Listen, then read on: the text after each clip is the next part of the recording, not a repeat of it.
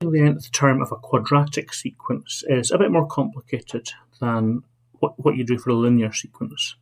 You have to be willing to write down quite a lot more, and if you decide that you're going to avoid any of these steps, then you're basically wasting your time because you're going to really struggle. So there's our quadratic sequence, 3, 5, 11, 21, 35. And you can see straight away it's not going up in a particularly obvious way. So what do? Well, we start making a table. And we work out the first difference. That has gone up by 2, that has gone up by 6, that has gone up by 10, and that has gone up by 14. And the pattern starts to become a little bit more obvious. We look at the second difference. It's going up by 4, 4, and 4. And this is what defines a quadratic sequence.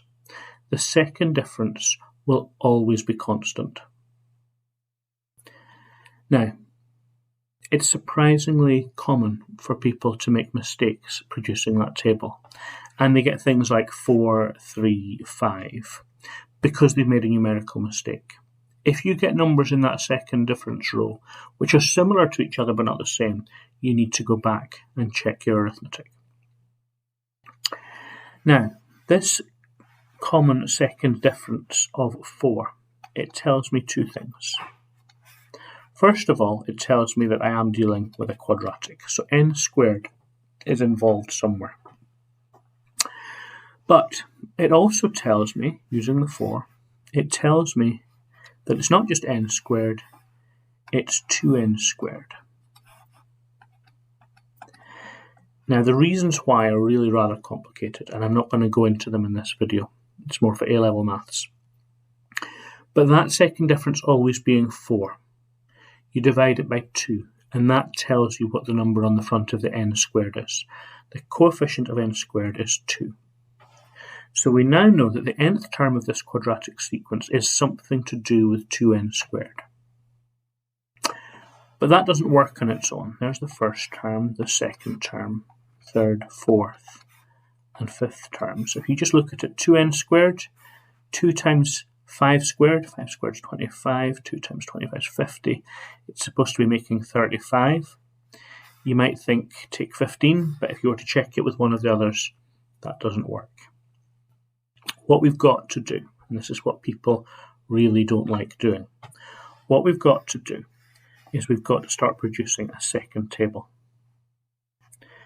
We're going to produce a table that has a number of different rows.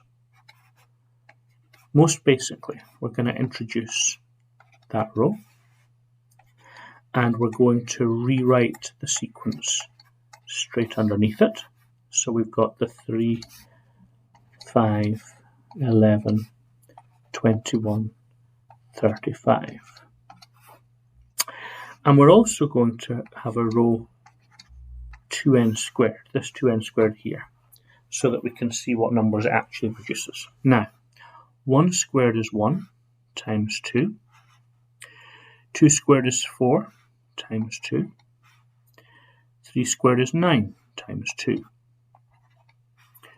4 squared is 16 times 2. And 5 squared is 25 times 2. And now there's the clever bit. What we want to do is we want to strip out of the nth term, out of that complicated sequence, we want to take the complicated 2n squared out so that we can see what's left behind. We can then think about that more carefully. So we have another row, nth term,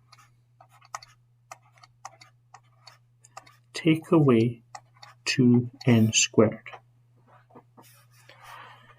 So this row minus this row. 3 take away 2 is 1.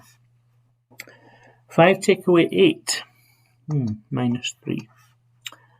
Minus 7, minus 11, and minus 15.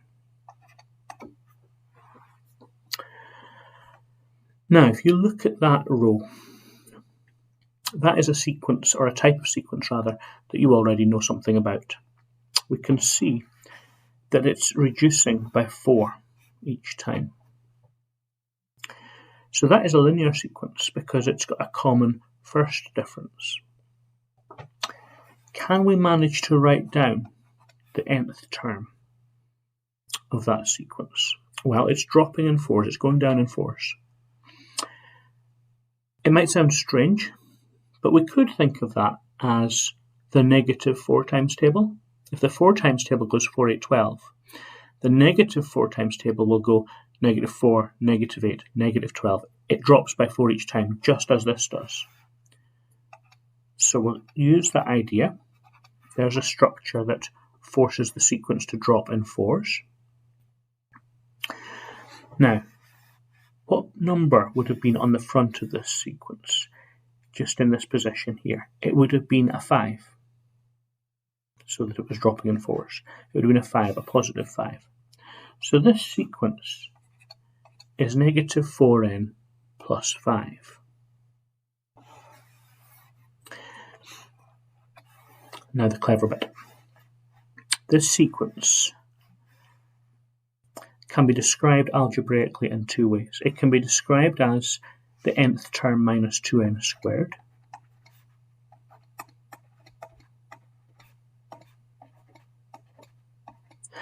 And it can also be described as minus 4n plus 5. These 2 bits of algebra both describe exactly the same thing, and so we can put an equals between them. And we're nearly there. If we add 2n squared to both sides, then we get the fact that the nth term equals 2n squared take 4n plus 5.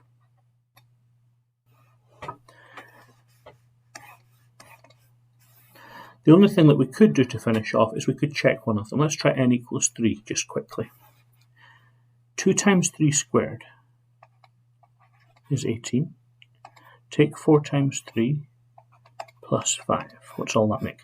6 add 5 is 11. So for n equals 3, we should be producing 11. And sure enough, you can see that 11 is the third term in the sequence. So this bit of algebra is working nicely.